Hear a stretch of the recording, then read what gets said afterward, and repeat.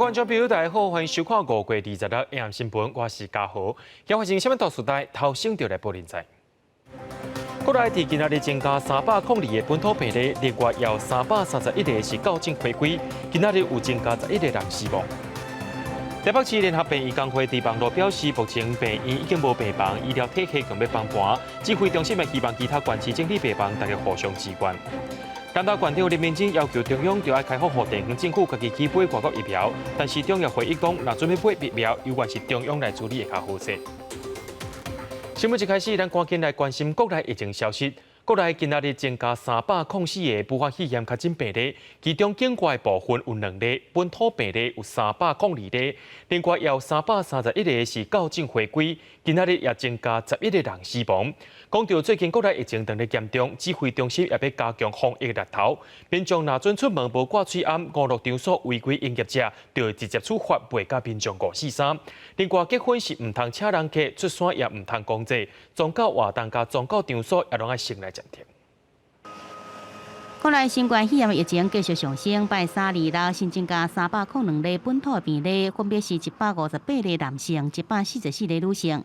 其中一个以新北市152例上侪，搁再来是台北市87例、桃园市21例、基隆市13例、台中市9例、新竹县4例、屏东县、云林县、台南市、宜兰县、高雄市甲彰化县各2例，花莲县、嘉义市、台东县甲连江县各1例。另外有校正回归331例。以湘北市占323例是上最。好，现在高点还维持在5月17日，好，在5月17日，哈，那5月19日，哈，渐渐也比较高，好，那就值得我们再观察。另外也新增加11例死亡的个案是9男2女，年龄在50多岁到70多岁。死亡个案内底有7个人有慢性的病史，9个人有网咖，也是其他确诊个案活动的接触史。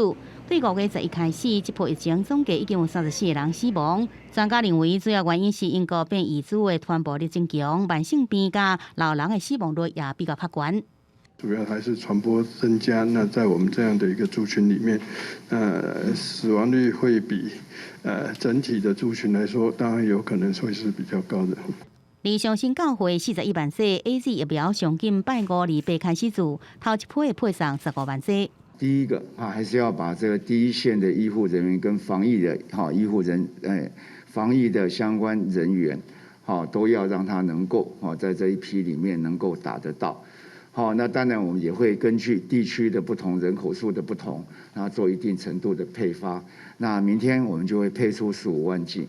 因为国内疫情依然是真严重，指挥中心也公布强化第3级疫情警戒5大做法甲裁罚，包含民众出外时应该全程挂嘴罨，若无会开罚；违反56场所违规营业也依法来裁罚。餐饮业一律早出去食，结婚无请人客，丧礼无公祭，宗教集会活动全面暂停办理，宗教场所暂时无开放民众进入，呼吁民众积极来配合各项的防疫做法，共同来守调社区的风险。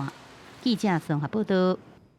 最近本土病例是一直在增加，台北的医疗量能也是用甲紧绷。台北市立联合病院工会就伫网络顶头表示，讲目前病院已经无病房，医疗是强要崩盘，希望政府要赶紧调度资源，甲病人刷去会当支援的病院。台北市联合病院企业工会25暗时伫人面册铺文，以医疗强要崩盘，基层医护人员请社会斗相共为主题，讲台北市联合病院目前医疗的能量不足，所以人力甲设备拢无够的情形之下，封杀去第一线。有些明明可以躺2床的病人，可能就躺到6床，甚至就是躺在桌子上面。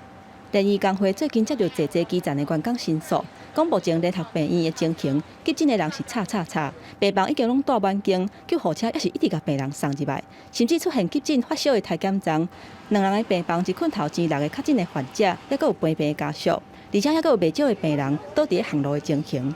强调台北市联合病院负压隔离病房，还佫有专职病房拢已经满啊。有一些稍微就是相对起来轻症一点，但是还是持续在不舒服的病人，他就只能在旁边喘。工会强调讲，政府虽然讲医疗的能量有够，不过实际情形却是完全颠倒病。唔但病房甲骹手无够，基层的医护人员讲出3大问题，包括因为确诊的人数伤济，济医护人员伫防护无够的情形之下，接触到确诊的患者，也若科列接触者的速度嘛伤慢，历史者的医护人员也是继续咧上班，烦恼感染的风险会扩大，也有院内资讯无够透明，员工确诊，不过主管煞无甲共单位其他的员工讲，恐惊会造成院内群聚感染，也有资源的人力，并无相关教育的训练，是有哪无共款。那我们要训练，而且这个东西不能勉强。我们现在一直在扣第2批、第3批，是在扣第4批。另外，工会嘛建议讲，联合病院的各院区，比较仁爱院区、急诊甲快筛站，爱做出空间、人力，也有业务的区隔，来减轻急诊医护人员的压力。台北市府强调讲，指挥中心已经放定专责病房一人一间的规则，所落来会启动患者分流或者是转送外县市的措施。记者综合报道。讲到北部地区疫情是真严重，医疗体系是强要记载袂调。不过台北市正式宣布讲，轻症的病例改做2个人住一间病房。指挥中心也启动北部病例送南部治疗政策，要求双北以外县市拢爱准备隔离病房。指挥官陈时中也强调讲，医疗体系绝对袂崩盘，各县市也着爱互相斗相共。非常的紧张，好，但是绝对没有崩溃了哈。指挥官陈时中承认，北部病院医疗量能是真紧张，不过绝对无放弃，强调已经启动北部病人送到南部去，疏解双北市医疗量能不足的压力。整个的医疗这是同岛了哈，全部的台湾是看作一体的，那互相来支援，互相来因应，所以到中部到南部这都有可能的。依照指挥中心规定，北部病人南送的做法就是双北市以外医学中心对一入起必须清出1成的急性病床数，加上20床的加护病床的病床数。根据中区疫情指挥中心表示，台中市的病已经清出400床来支援。台中市政府强调，台中愿意斗相共，没有人是局外人。这些北病南送，那我们愿意帮忙。也会帮忙。有一些已经到这个中南部的疾检所的这些北部的民众，他们如果有出现需要住院的症状的时候，就会就近到中南部县市的这些专责医院去住不需要再回到北部这边来住院。另外，确诊者收治的病房改做2个人一间了后，可望疏解双北病床不足压力。不过，指挥中心也坦白讲，也加大医护人员照顾的负担。另外，有学者的烦恼讲，病房改做2人一室，病人的病毒浓度无同款，医护人员照顾风险也大增加。开放之前也做了一些相关的研议的风上的一个走向或排气都有做了一些建议，空气滤清的在 HEPA 级的可以提供这地方来做使用。另外，考虑本土的病例，短10天已经超过4000人确诊，为了提升病床的周转率，指挥中心也定出确诊者解除隔离的条件，即要离发病日、采检日达到10天以上，4日达大污也是顶有30，就使解除隔离；如果若是4日达低污30，就必须住伫个集中检疫所。记者综合报道。咱台湾各县市也拢出现本土病例啊，地方政府也开始化工因要爱注疫苗。南投县长林明珍就要求中央就爱开放地方政府家己去甲外国买疫苗，甚至伊阁讲已经有甲中国代理商上海福清直接过啊。中国国台办也讲愿意免费捐这个疫苗给台湾，要爱什么款的品牌，台湾家己决定。不过指挥官陈时中今下晡有强调讲，中国的复必泰疫苗连中国都唔用，甚至阁无许可证。若准备买疫苗这件代志，有关是中央政府来处理，会较妥当。新冠疫情一直拖，疫苗欠缺，互袂少的县市首长是真烦恼，就惊疫情挡袂牢。南投县长林明珍首先要求中央开放地方政府家己采买国外疫苗。警告讲已经甲 BNT 疫苗的中国代理商上海复兴联络到啊，有资金也拢已经算好了。做地方政府有这个能力去接洽到买这个辉瑞 BNT 的疫苗希望能够开放给我们这个各县市自己来采购。那因为云林县目前大概我们还在研议当中了那第一个是经费的问题。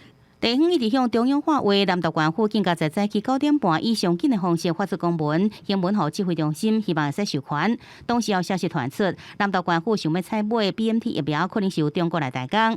指挥中心对此讲，疫苗由中央统筹分配。指挥官但是中更加强调，即阵中国大陆也无合法邮件，但正式文件提到这个讲。中国好像还没有核发，不管是 BNT 或是复必泰的药证，中国也没有在打。那把正式的文件拿来再说了。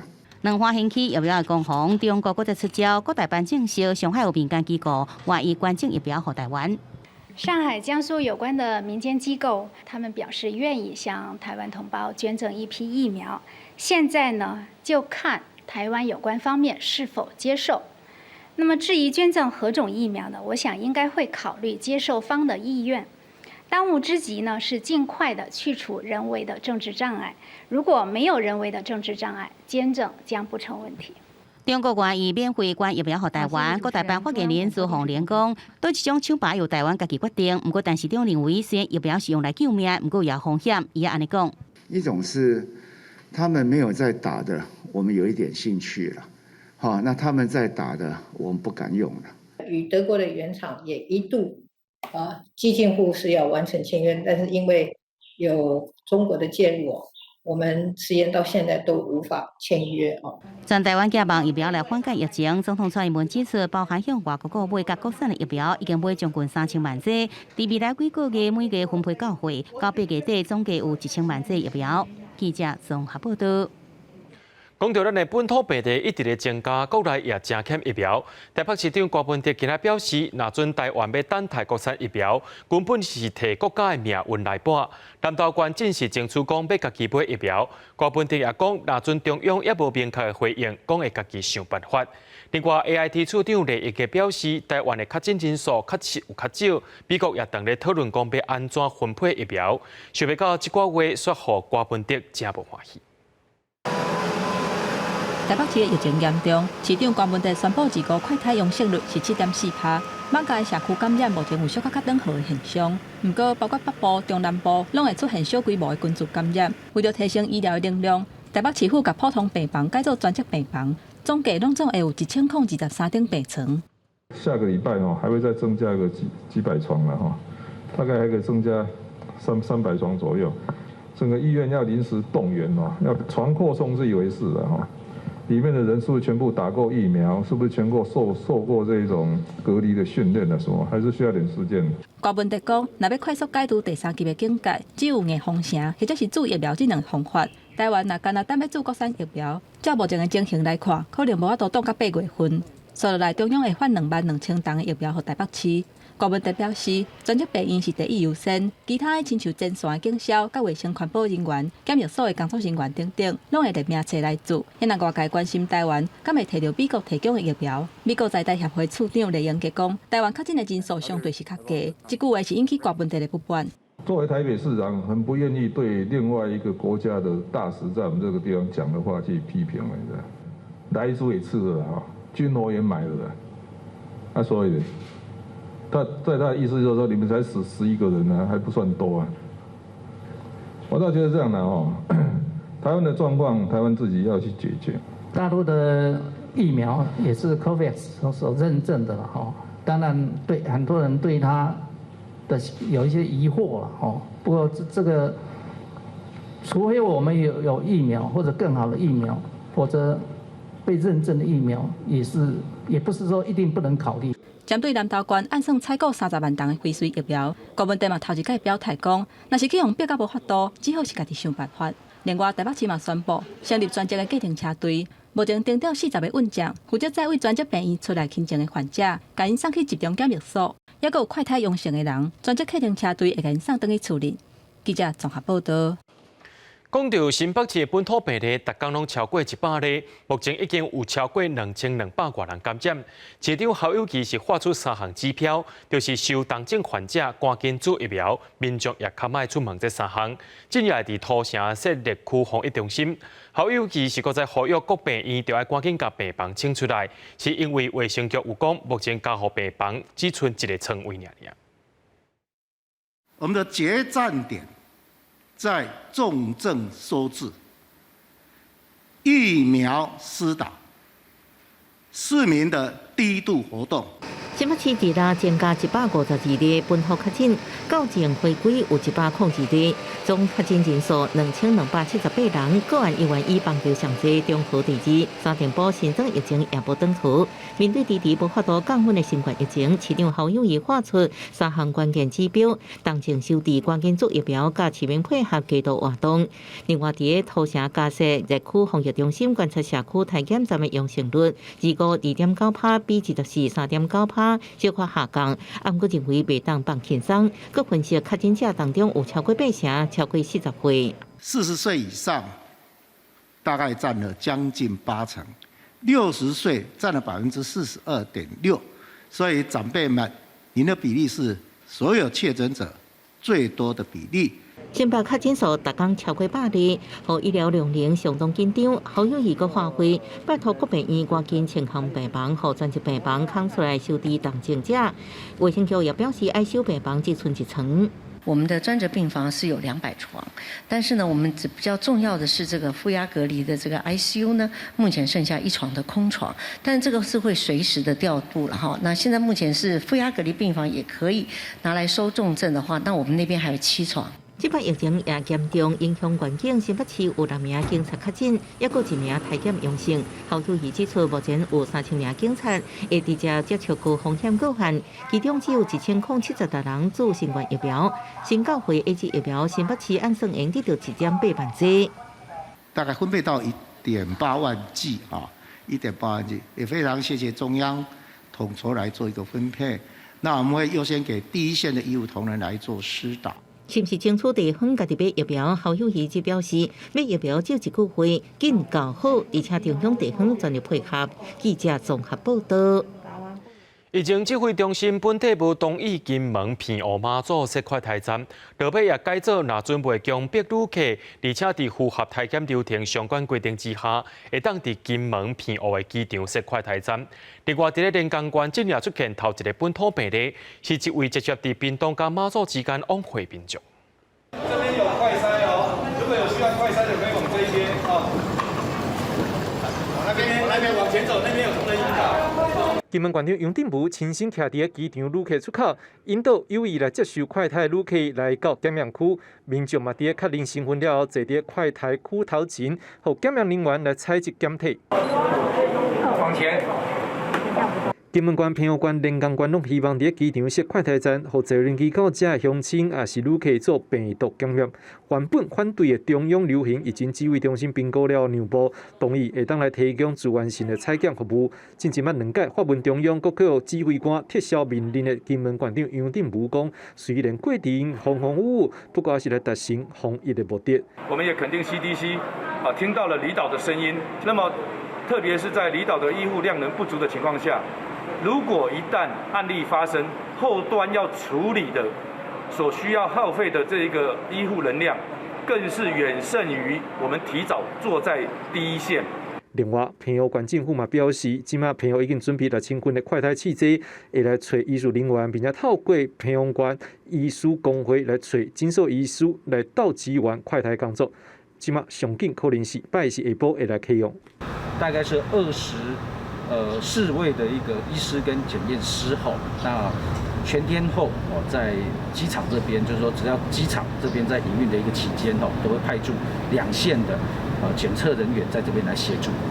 另外，马祖的部分机场快台站还未来成立，虽然传出第1例确诊的个案，不过这名病患大部分时间是住伫屏东，定时登去马祖。这个月13号到21号是伫马祖了后，先到台中，再登去屏东采检了后来确诊。到屏东之后有出现了这个嗅味觉的改变啊，所以他才去做这个采检啊，所以算是相当警觉。连江县出现第1例案例了后，将全国也无确诊病例，敢若剩金门县甲澎湖县3个县市嘛，希望透过机场的自愿快筛来降低病毒感染的可能性。记者张志祥、张志佳、叶建雄台北金门报道。对着阮的镜头来看在地上大条，讲到台中的部分，伫今仔日又搁增加11个确诊病例啊，其中有5个是甲泰安国小幼儿园的传播链有牵连，市政府也赶紧去甲学校设置会所，通知这学生囡仔甲家长来采检。另外讲到台中科大传播链正是拖到隔壁的包厢去，是一位台中科大学生来确诊。目前讲到这个 KTV 的传播链已经有3间学校确诊啦。原本2个已经撤离的前进指挥所，2日搁一届进驻台中西屯区泰安国小的校园，因为泰安附有传播链，第2日搁有新增加确诊的个案，真侪接到通知的学生搁有家长，是赶紧去学校，大家排队要做快速体检。泰安幼儿园相关的老师、学生，或者是这个家人呢，那都有5个确诊。台中市2日拢总新增加11个确诊的个案，有5个人甲泰安附有传播链有关系，另外还有3个个案无编号，其中包括幼儿园的主任甲老师，因为这个确诊的老师，伊的囡仔读泰安国小嘛是确诊，所以才会紧急搁进驻前进指挥所，针对各学校这边来做采检。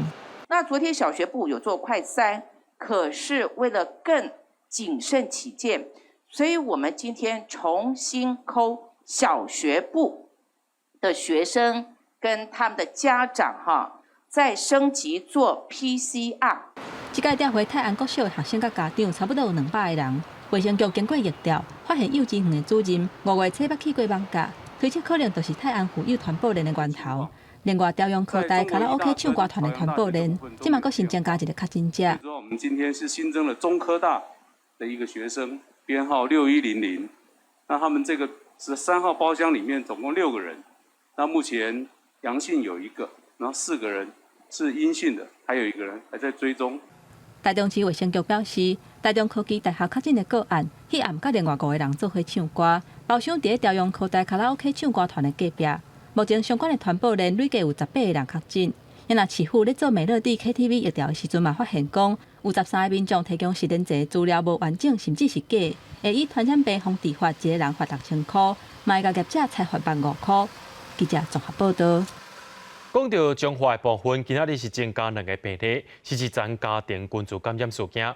那讲到苗栗县的部分，今仔日也增加病例，是一位对台北落来苗栗的妈妈甲病未发育查某囝，因母仔囝也伫咧同一天来确诊咯。彰化县的疫情包含水果乡传播链以外，这股阁增加永信会馆的传播链，2个传播链互彰化民众是真紧张。不过，离到彰化新增加2名确诊个案，拢甲这2个传播链是无关系。有一个是学生从台北回来，那确诊。另外一个就是我们昨天说的回娘家吃个饭，妈妈跟孙都中奖，然后呢，这个阿姑呢回来借个洗澡也中奖了哈。花莲社会养生馆的2名女服务员全数来确诊了后，新北市1名男性确诊者被查出，离伊北甲其中1名女服务员有接触过。本来以为是养生会馆违法来私自营业，不过经过彰化县甲新竹市的卡抓比对，发现2个人不是伫个养生会馆见面的。他是在5月21来看这个养生馆里面的一个入籍的女士，之后呢，他们就到一个摩铁去，所以整天的过程并没有进入这个养生会馆。彰化县府也甲案件移送彰化地检署来侦办，检方会调查这个案件是毋是规避诈欺，该伫个中间来交易。而苗栗县2日是增加1名确诊个案，可能是互家己的老母去围到的。他的母亲在5月9号的时候有来到个案家居住，在5月10号的时候回台北。那同时，他的母亲也在5月25号的时候由台北那边判定确诊为确诊的个案。苗栗县卫生局表示，这个个案经营范围旁边这相关的产品，卡抓固定也单纯，不过接触者未少，即阵已经列出31人，相关的卡抓会继续伫调查中。另外，南投县是无新增加的确诊个案。记者综合报道。基隆伫今仔日增加13个本土病例，校正回归有2例。基隆市长林右昌下晡表示，新增加的病例当中有7个甲小姑娘小食部有牵连，也因为伫咧小食部做事的员工检出确诊进前，伊也捌去到金水湾小食部。市长也呼吁民众若准去过小姑娘、金水湾这2间店拢爱主动通报，赶紧去体检。我县下北的归人疫情是继续一直拖，位在好市路的小姑娘面店啊，到25为止，总共有9例确诊的个案。伫小姑娘上班的女子案例3835在23确诊，后生是在22确诊。翁婿住伫台北，有当时啊，转来归人甲查某囝采检拢是阴性。而这女子的男性的朋友案例数808，甲伊的后生案例数811也在24确诊。二手食店的消费者案例5579，甲经由台北通报确认的案例3910拢确诊。面店的负责人案例5772，甲伊的姊夫案例5206，甲伫啦案例5572也在25确诊。即阵佫查出案例3835发病进前报告金水湾的面店的工作，归人市长林佑昌烦恼讲，会演变成说网价地价馆互相感染的这种情形。如果你曾经到过这2个场所，在这一段期间消费，请你一定要到我们的财检所。那至于各自的部分，我们卫生单位一定会为大家来保密。经过看局处合作，归人市府已经掌握小姑娘面单的名单，总计有16个人。即阵已经联络到其中13个人，而归人搁在市场摆单的翁仔某案例3289甲案例3290确诊了后，即阵列出追踪38位摆单的负责人。而成功市场突然出8例确诊个案了后，延长停业的时间到6月初3暗时12点。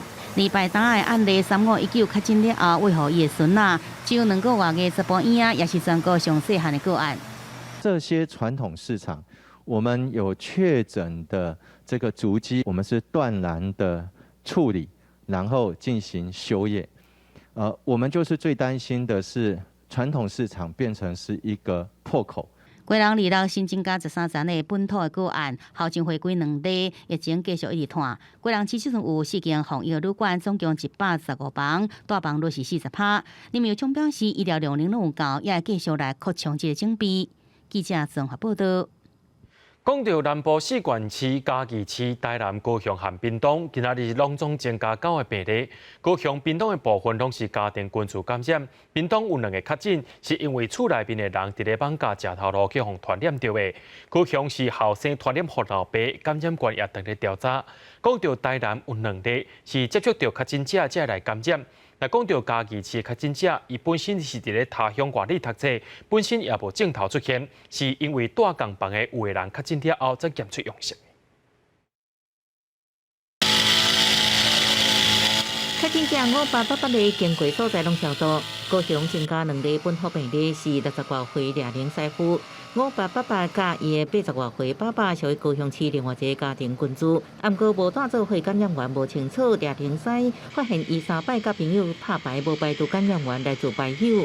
11号、16号跟19号，这个案5888，有曾经很密切的长时间跟固定的牌友在一起，在同一个密闭空间里面打牌。快筛的部分有2位是呈现阳性。甲5888接触的朋友2个采检是阳性，科内119人也包含医疗人员，因为5888为14出现症状去诊所、呼吸病院看医生10摆拢无被通报。市府除了呼吁医疗人员提高警觉，也扩大快筛范围，7天内互吸到症状看诊2摆以上民众，应由医师判定了后快筛。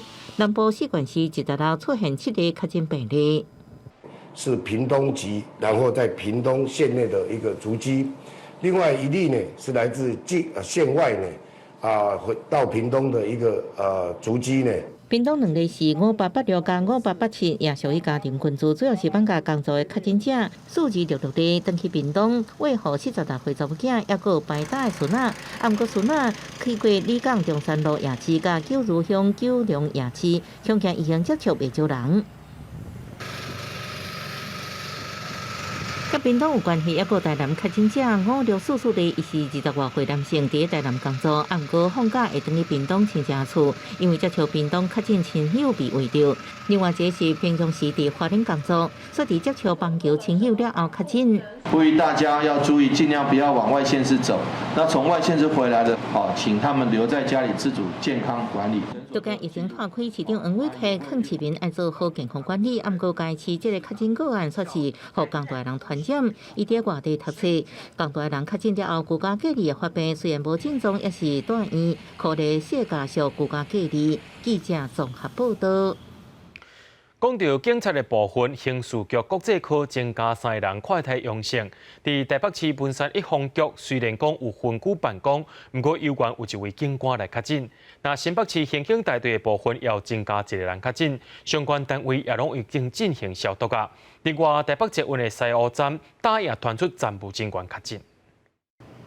刑事局门口照大门警察为所有进出的人放体温。刑事局23先有1名侦测员确诊，24有1名侦测员快筛阳性，25佫传出国际科有3名外勤队员快筛阳性，其中1个人佫做过疫苗，目前在等 PCR 确诊。另外，台北市警察局文山一分局前后有3人确诊了后，启动异地办公，将部分人员转到埔心派出所楼顶工作。因为到其中1个交通组警官确诊，这是文山一分局4天来第4个人确诊。我们通知清洁公司，今天早上10点做整个大楼的消毒。另外就是我们重新调配上班的方式，规划一半的人居家办公，然后一段时间再换批轮流上班。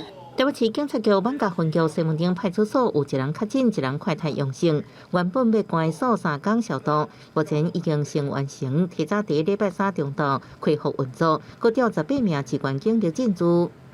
由其他派出所共18名警力迅速进驻，我们在这里继续执行警察勤务、受理民众报案以及为民服务的工作。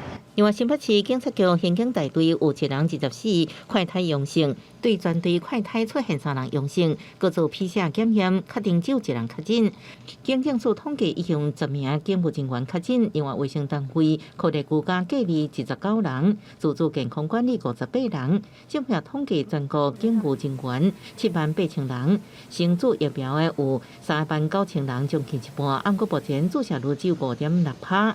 另外，台北捷运的中山市站目前有1人确诊，4人快筛阳性，即马佫传出西湖站有站务人员主动通报确诊。台北捷运公司表示，已经加强消毒甲相关防疫工作，各车站甲捷运系统运作未受影响。记者综合报道。毋但咱台湾做疫苗的速度真慢，亚洲国家大部分拢偏后比国家较慢。有专家认为讲，去年亚洲的疫情无遐严重，地区做疫苗的速度有较拖山，而且欧洲国家开发疫苗材料较含慢，敢若会当向后比的国家来买疫苗。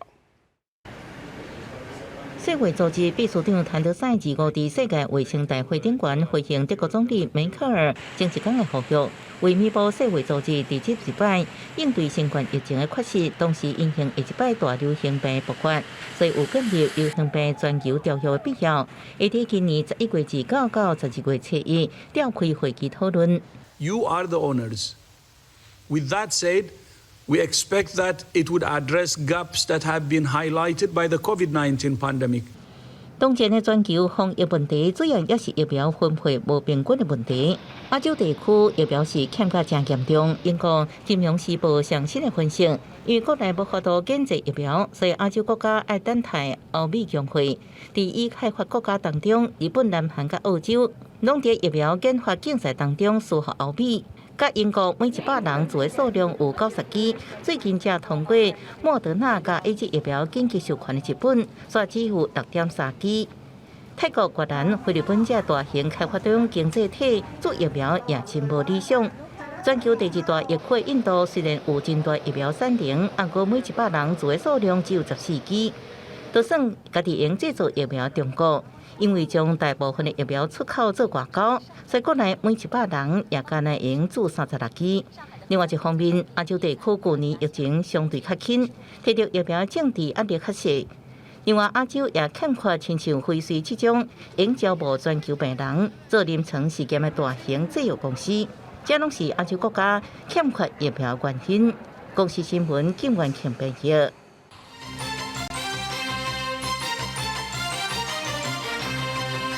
今日的 AM 新闻有关替观众朋友整理今日的各县市本土病例数量。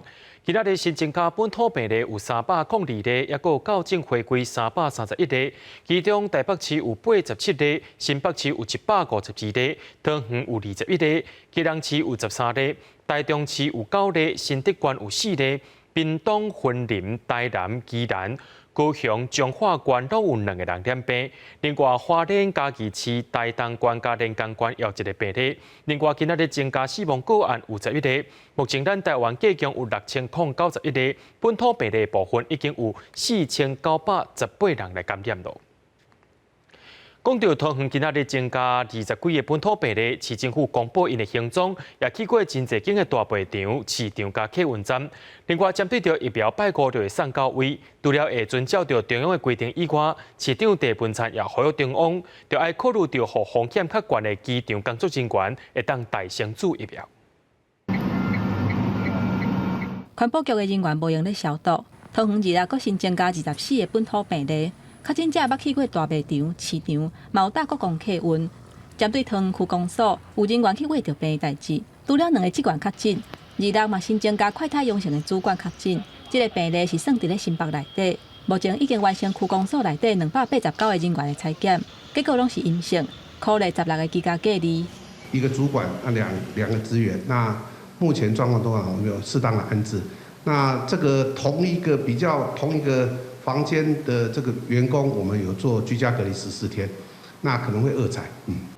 桃园捷运公司一个修理铁轨路的员工，因为因兜有人确诊去互围着，所以这个员工加做新北发布的确诊个案。虽然伊的工作性质未含旅客直接有接触，不过捷运是民众通勤的工具。桃园市长郑文灿26日伫防疫会议顶讲讲，桃园捷运防疫的5个重点，包括确保捷运站、车厢、人员，也有乘客的安全，嘛包括线顶会议，也有无下站支援。跨站不支援的方式，主要是确保万一有人员确诊，不至于影响到整个公司的运作。针对2拜5，中央会分配予各县市40万吨的疫苗。桃园市长郑文灿表示，数量还是无够，照中央规定第1类到第3类优先住的人，包括医护人员、经销甲防疫人员。另外，伊嘛希望替机场的人员争取优先住疫苗的权利。我也特别跟中央反映，机场、还有民航、还有机场相关产业，那么这个部分风险较高者也应该优先纳入，这部分的额度应该另外来匡列。郑文灿表示，伫桃园机场食头路的人超过3万人，希望中央考虑用加价的方式，互风险较悬的人买当优先来注疫苗。市府卫生局、部立桃园病院，也有联心国际病院等等，拢会支援甲机场的人员注疫苗的相关事项。记者综合报道。云林伫今仔日增加2个本土病例，这2例是伫咧斗六甲麦寮。目前云林已经有9个病例了，为着要防止疫情拖开，县政府对今仔开始伫斗六甲斗南车头头前有安排快筛行动车，若准去过病例行达过所在民众，就会当去做体检。云林县日内个新增加2例本土确诊个案，分别是584例男性38岁，住伫斗六市嘉东里，最近捌接触彰化某阳性会馆确诊。另外一个5885例男性39岁，住北寮乡三线村，是本县确诊。5083例6天外包厢的同事，因为工作接触确诊。那本县新增了2个案例，那透过我们今天新增了2个案例。累积云林县的本土案例是9例。县府表示，584例为5月21到25，行踪集中伫斗六市林内乡2地；585例是为5月17到25，行踪集中伫麦寮乡，呼吁在地民众提高警觉。另外，云林县府为日内连续3天，伫斗六甲斗南火车头设防疫快筛行动车。这样呢较好，这对这个若着的吼。他马上就把它也在马上处理啊，较袂拖较贵的啦。从热区回来的，从新北、台北、宜兰或是台中彰化这个热区回来的，我们希望你进入到云林县境内的时候，你可以先主动性的来做快筛。县府表示，虽然无强制要求民众做快筛，不过希望民众若有接触史、活动史，或者是去过确诊者去过所在，紧来做快筛，应保护家己，也保护别人。目前4天分别伫林内、在地东市甲县中乡有693件快筛，拢是阴性。记者综合报道。伫咧高雄林园有一个公园，遐拢有一群人伫遐，而且拢唔挂水暗。里长去甲因苦劝，也是讲袂听，起价是规个甲公园封起来。市政府也讲爱甲这个封条拆掉，因会加强稽查。另外，伫咧台北市也有人是快筛阳性，直到防疫旅馆去了后，却阁想要逃走出去。不管日时暗时，高雄林园、林爱里这个民众公园，拢是有老人伫遮。上最一摆有我30人，也常常有人不爱挂喙罨。新冠肺炎爆发以来，安怎可能民众赶快是拢不爱挂喙罨？他们还是会把口罩挂在下巴，然后看到警方的时候再把口罩往上戴，这样警方根本没有办法查，然后也没有办法去防堵他们这个疫情的缺口。今日公园正做防疫破空，里长邱洪条甲公园封条咧，却上讲市府防疫的等级无封闭公园，只有搁再甲封条来刷开，是真伤脑筋。区长只有讲，若可能不爱听就继续发。李屏东有民众不爱插校园的禁令，而要入去。民众带狗到校园遛狗，那另外一定是民众把车子开入校园。行到边仔，民众也是一直碎念，不管边仔穿着防护衫的工作人员，安怎可能这查甫人也是离开？原来伊快速检查阳性，互送到台北市。这间防疫旅馆其实今日无法度看到厝内底人一定要离开，需要互警方强制带转来。而早就应该停业的八大行业也是偷偷营业。调度相关警力同步行动那一举查获1名本国籍女子及4名外籍女子从事性交易。台北市有不法的业者藏伫无同的大楼的出租套房，将事性交易。而台南的麻豆受永兴会馆大门锁起来，却是带人客对后壁门入去。调阅监视器发现，这间养生馆的服务小姐在5月21日晚间带领男客从店家后侧门进入。违规开业的八大行业都予地方政府依法来上班。麻豆这间永兴会馆也因为违规的情节重大，罚款对原本的6万，加重裁罚到12万块。记者综合报道。有民间团体表示，讲即马有头家竟然要求劳工就要请防疫照顾假来减轻企业的损失，建议防疫照顾假就要提供一寡津贴，而且是针对着无法度请假的医护人员、警消人员等等，嘛就要提供顾囡仔甲中照服务。台湾疫情紧张，虽望政府有规定，厝内有囡仔也是身心障碍者的人，会使来请防疫照顾假。不过，请防疫照顾假可能会有经济压力。另一方面，徛伫第一线医护人员，等到可能因为伤过无用，头家唔帮人等等原因，无法度来请防疫照顾假。防疫照顾假因为即马有薪嘛，当然你若讲无薪水，当然有诶劳工都唔敢请嘛。就是讲，你若讲无法度请，因为你是维持这个社会运作上基本的人员嘛，你无法度请假，所以你厝诶囡仔怪有人顾。你就要有一个所在，会使甲因做伙顾安尼啦。护理心智基金会建议，防疫照顾假应该要有津贴，而且以前一年劳保的边境投保薪资来做标准。另外，嘛会使参考德国、纽西兰等等国外的经验，将维持社会基本运作的人员拣出来，提供因托育长照服务。例如说，像我们之前也听说，就是有家长他可能一个是军人，然后一个是护理师，然后都没有后援。那今天这两个职业在防疫的情况下，可能也都没有办法就直接防疫照顾假。他们也会让就是这些劳工，如果他们家庭有照顾需求的话，他其实会在例如说一些托育设施或是长照设施，他保留最骨干的人员去照顾这些劳工的家属。护理身体表示，目前有甲一块党团记者。希望目前当咧现在纾困条例会使考虑这个诉求。顶礼拜条例已经完成2读，有可能伫这个月底完成3读。护理身体呼吁政府千万唔通袂去哩遮维持社会基本运作的人。记者郭碧君、郑派文台北报道。在咧防疫期间，家友因的活动空间也受到限制，亲像高雄市社会局因着安排家友中心加短期旅社去互家友住，互因暂时免困伫咧家咯。看到家友出现，社工人员主动去关心，催安有够无？毕竟全台3级防疫，社工人员最近阁会考劝家友接受安置，莫阁伫外口拍走，因为即马家友的生活更加困难。各地公园亭仔拢封起来，嘛无地借便所啉水。高雄市社会局就安排家友来住家友中心，甲短期旅社。两处街友中心，它是属于一个团体式的管理方式。那很多街友他其实一般他在外面已经那个自由习惯了，所以他其实不太喜欢就是有被人有拘束管理的感觉。为了希望我们的街友可以再多一点的入住啊，接受安置的状况之下，我们希望就是说透过旅馆的方式，让街友他也可以入住。最近社会局一直安置31人，皆有入来中心大进前会先隔离检查身体，遮有遮有大，毋过要是有人甘愿一个人去带旅社。其实台湾疫情紧张了后，社会局就接到袂少家友无挂喙暗的检举，有的民众看到因就亲像看到病毒。在我成为正式的游民之前啊，我也是会害怕那些游民啊，但是我有同理心啊，心态问题啦。可以看到很多画面，街友们也都零零散散的，就是一个人在那边，他们也不会特别想说去跟街友民众这边做接触。社会局表示，高雄市列册的家友有395人，大多数也是爱自由。不过拄着疫情，嘛是勉强同意安置，先闪避这波病毒。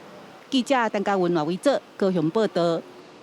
新竹伫咧前2天也有落雨，不过这雨落伫集水区的水却是真有限，对6月开始限水措施恐惊是无啥帮助。而是一场大雨，对北投湾水库的水情小可有帮助。根据经济部水利署2月的统计，这2天全台湾水库有1611万吨水的入数，其中新竹保育甲保利水库累计降雨量9毫米，增加37万吨水，大概是新竹地区2天半用水。包括石门水库降雨量达到22毫米，入流量预估可以增加420万。新竹地区的宝山宝2水库系统的部分，也预估可以增加37万吨这样的一个入流量，这个对桃园以及新竹地区的水情都有正面的帮助。虽然讲有落雨，不过新竹水情同款吃力，目前已经按顺对6月份开始进行限水措施，民众甲饭店业者也拢做好停水的准备。用一些备存水桶，然后备水，然后避免停水的时候没有水可以使用。以6月1号起，如果实施公5停2的话，饭店将会采取定时监控用水量和提前储水备用，并且我们已经接洽了买水作为备源使用。水署统计，目前宝山水库的吞水率已经来到6.7%，保利水库更较低，敢若剩3.4%。希望未来28、29这几天的落雨，会使有较好的结果。记者张君和新竹报道。为着要防止疫情拖开，伫彰化菜市啊，就推出外送服务，互民众唔免出门也会当买菜。用手机扫 QR code， 或者是留联络方式，然后酒精消毒，才会当入去市场内。即阵国内疫情严重，传统市场为着防疫也实施实联制。但是市仔内人来来去去，加上出入口侪，落实防疫困难多悬。彰化就有公有市场设外送服务，用手机通讯 App、Line 落订，新鲜食材直接送去厝内。一般消费者变成来传统市场，就直接希望采购货物之后生鲜货物回家自己煮这样子，所以目前有参与这个电商平台的摊商，他的订单数量基本上都有在成长这样子。我敢若等下就差不多送5张啊，嘿，阮有差不多5、6个客师啊，因拢会一人拢平均拢有5、6张、5、6张安尼。因为疫情关系，未少餐厅休困，民众减少出门，市场内的饭店、小食摊生意也差真多。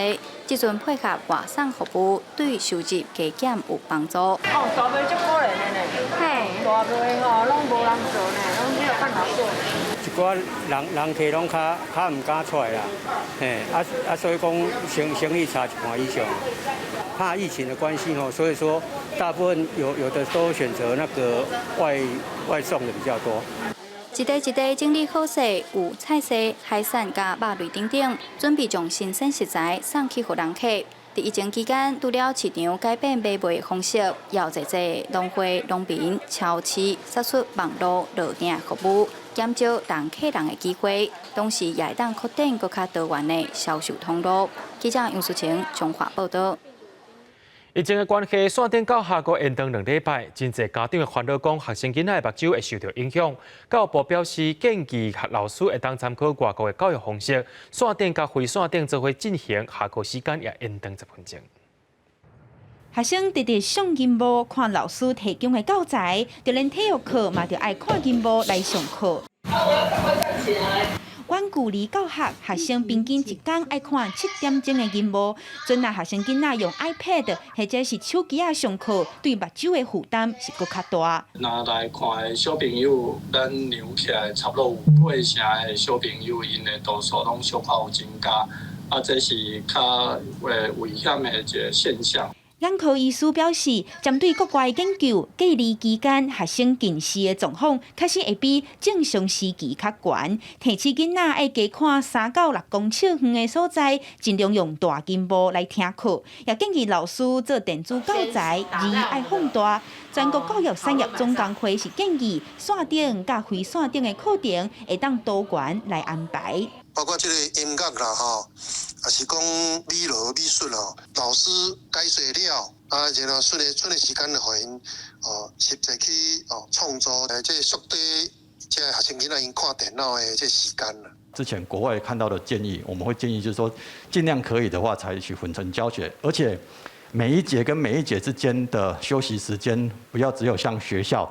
只有10分钟，建议可以加长，比如说20分钟，那课程不用这么紧凑。3级警戒延长，远距离教学要继续到6月14，这也互原地打算休热再来实体补课的台北市启明学校，决定对后礼拜1开始，也用视讯软体配合有听册功能的录音机这设备，互目睭较无利便的学生囡仔也练习伫咧线顶听课。记者阿敏珍、林福凯台北报道。明仔载天气是好的，是歹，做伙来看预报您就知。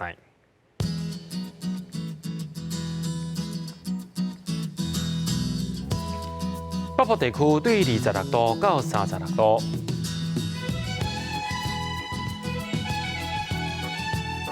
中部地区对26度到36度。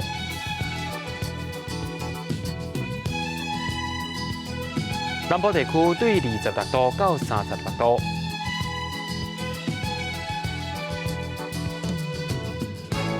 东部地区对26度到34度。咱来看外岛地区，对24度到33度。感谢各位观众朋友收看今日 AM 新闻，我是嘉豪，咱明仔载同一时间再会。